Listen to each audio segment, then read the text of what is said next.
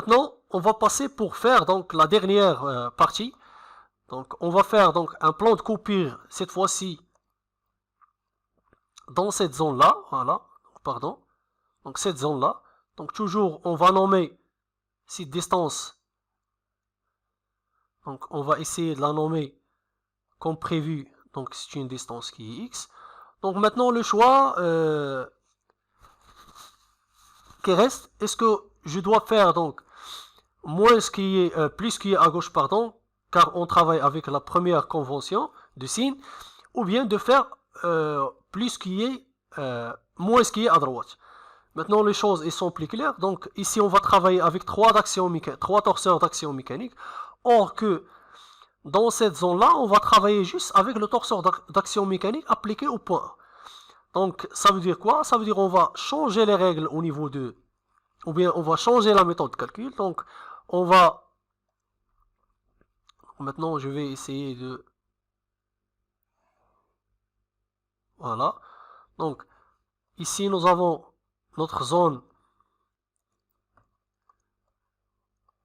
Cette fois-ci, donc, on va travailler avec la zone BA.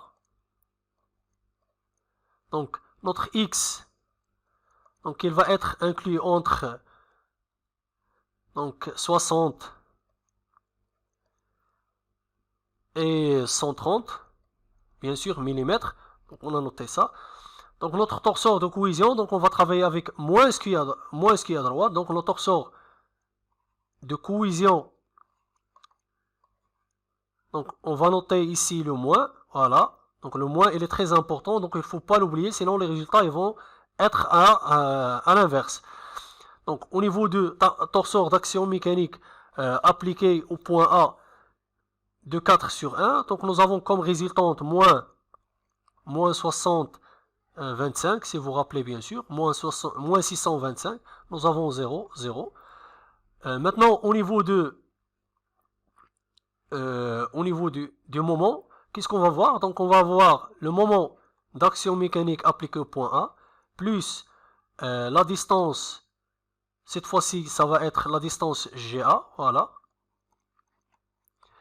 Vectorielle, donc la résistance d'action mécanique au point. Donc on va essayer de faire donc, des calculs. Donc nous avons ici moins 625, 0, 0. Au niveau du moment, nous avons eu moins 2,4, donc 0, 0. Plus, donc la distance G, donc sans oublier le moins, car en fin de compte, je vais... tout l'ensemble calculé, je vais le multiplier par le moins pour trouver le bon résultat. Donc, le GA, comme vous pouvez le faire entrer dès le premier, si vous voulez, bien sûr. Donc, c'est la méthode que je suis, donc en général. Donc, je fais les calculs librement. Après, je multiplie par un signe moins tout le résultat trouvé. Donc, ici, on va trouver que le GA, ça va égaler à quoi? Ça va égaler à 130, donc cette distance-là, complètement, moins X. Donc, et ça va être quelque chose qui est positif. Ça veut dire que ça va être 130 moins x. Donc, pardon, ici je dois faire donc les choses en mètres. Ça ne va pas être 130 si on multiplie. Donc, ça va être 0,13 moins x. Et pour les autres, ça va être 0. Donc, ici nous avons vectoriel. Donc, la résultante, donc, elle va être moins 625. Et ça se voit clair. Donc, cette partie-là, donc cette partie-là, ça va être 0, car si on fait la règle de gamma à chaque fois, donc nous avons deux zéros qui se répètent, donc ça va être directement un calcul nul. Donc ici, qu'est-ce qu'on va trouver? On va trouver en fin de compte, donc sans oublier le signe moins, donc au point G, voilà, au point G. Donc ici on va voir 625, 0, 0, moins 2,4, 0, 0. Donc, pour voir donc l'utilité de ça, donc on peut revenir sur les résultantes. Donc, on va faire donc apparaître donc les résultantes. Donc, au niveau de D, nous avons 0, 625. Donc, je vais les noter après, je vais les effacer. Donc, 0,25 et 200. Là, je parle de la résultante donc au point D. Plus, donc, comme on travaille par plus qui est à gauche, donc nous avons la résultante au niveau du point C, ce qui va donner donc 0, moins 65, pardon, moins 85 et nous avons 240. Celle-là, c'est la résultante au point C. Et nous avons donc une autre résultante au point B, donc qui va faire donc la somme. Donc ici au point B, donc au point B, donc nous avons quoi? Nous avons 625 et nous avons 20 et nous avons moins 40. Donc là j'ai oublié le moins 200. Donc maintenant si on va effectuer donc la somme pour voir, donc vérifier juste les résultats. Si on vérifie même les moments, on va les trouver les mêmes. Donc nous avons 0, 0, 625, ce qui va faire donc 625. Ici nous avons 75 moins 85 plus 20, donc ce qui va faire 0. Et ici nous avons moins 200 plus 240, ça fait 40, moins 40, ça fait 0. Et vous allez constater que nous avons la même résultante ici. Donc c'est pas la peine de faire le calcul, tout ce calcul avec soi-disant 3 torseurs d'action mécanique, ce qui va rendre les choses soi-disant plus difficiles. Maintenant, si on veut voir donc la dernière partie de cet arbre, elle est sollicitée à la traction et sollicitée à la torsion. Donc c'est une sollicitation composée, donc jusqu'à présent nous n'avons pas de sollicitation simple. Donc la chose qui reste maintenant, c'est on va essayer de dessiner les diagrammes, soi-disant, des sollicitations, donc durant lesquelles est sollicité cet arbre 1. Donc qu'est-ce qu'on va essayer de prendre? Donc on va essayer de prendre ce résultat là de la première zone.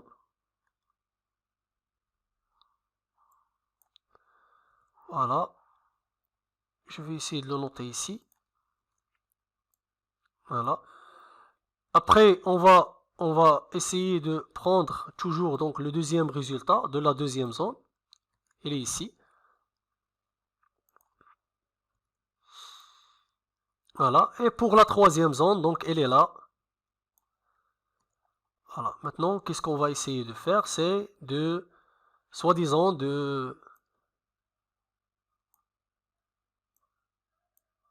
voilà.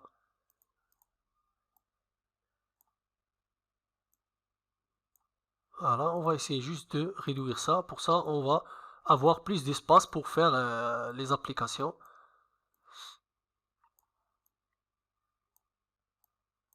Voilà. Donc maintenant, on va passer vers la schématisation de ces résultats. Qu'est-ce qu'on va faire? Donc nous avons dit que nous avons des efforts et nous avons des moments. Donc pour ce qui concerne les efforts, donc on va essayer de les faire apparaître dans une seule direction. Donc quand même je vais essayer de prendre tout ça donc vers cette zone. Comme ça on va avoir plus d'espace. Maintenant qu'est-ce qu'on va faire? On va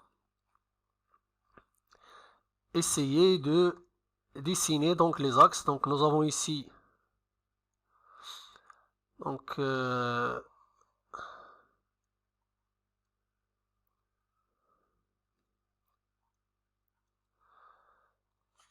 les axes ici, donc on va voir donc l'axe X.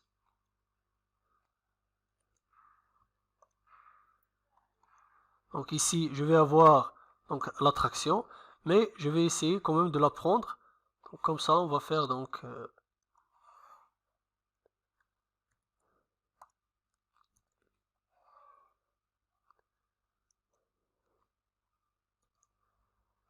celle-là je vais essayer quand même de la faire ici, même c'est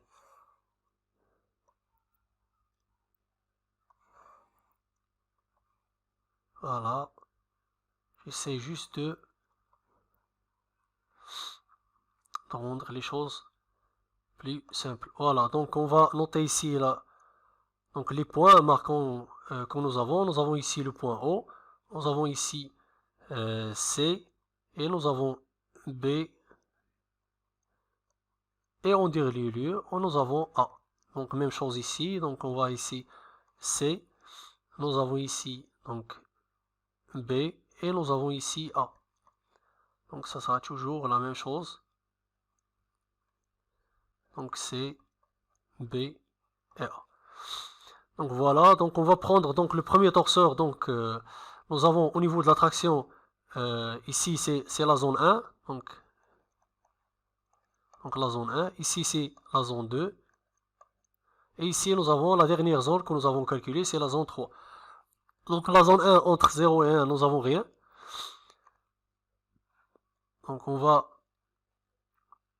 Donc ça va être quelque chose qui est nul.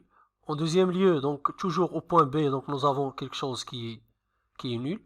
Mais par contre, lorsque nous sommes dans la zone 3, donc ça, entre B et A, nous avons combien? Nous avons eu 625, donc qui est positif. Je vais essayer de la noter ici, donc voilà. Donc 625, et voilà donc notre... Voilà notre sollicitation au niveau de l'attraction. Maintenant, on passe vers le TY, les forts tranchants, donc suivant l'axe Y. Ici, nous avons, dans la dernière zone, nous avons 0. Dans la première zone, nous avons 65. Donc, dans la première zone, je vais ici noter 65. Donc ici, nous avons donc N. Ici, nous avons TY. Et nous avons ici le TZ. Donc 65. Et dans la dernière zone, qu'est-ce qu'on va voir?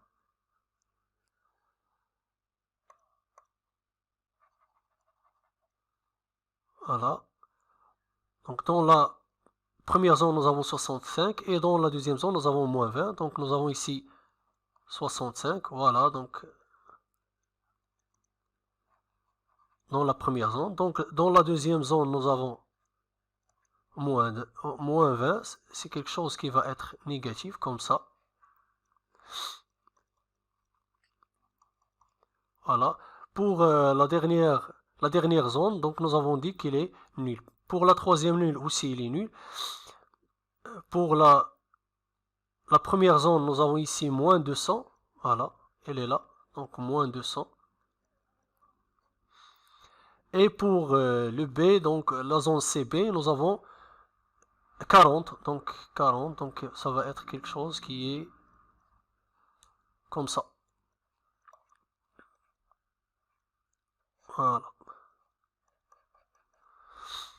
Donc voilà pour ce qui concerne donc la représentation. Si on peut donc si nous avons ce schéma, on peut lire tous les résultats que nous avons ici. On peut les lire ici nous avons les efforts tranchants au niveau de X et Y, on voit leur valeur et on constate que dans la dernière zone, nous avons une sollicitation de traction. Avec ces représentations de plus, les autres donc représentations de MF, Z, MT, etc., on va voir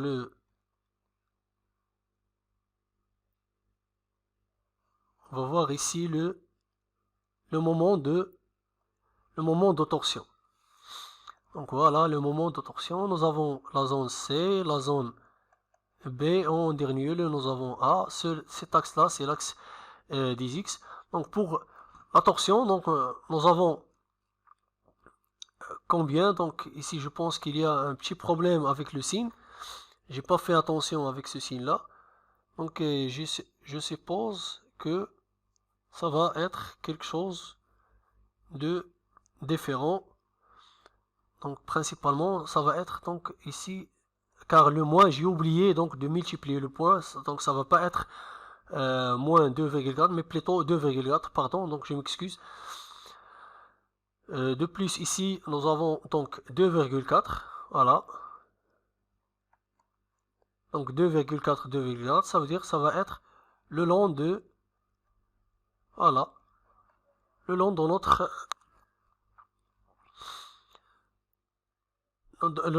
notre poutre, si on veut le nommer donc poutre, car nous avons déjà parlé sur la notion de poutre. Maintenant, on va essayer de dessiner le MFZ.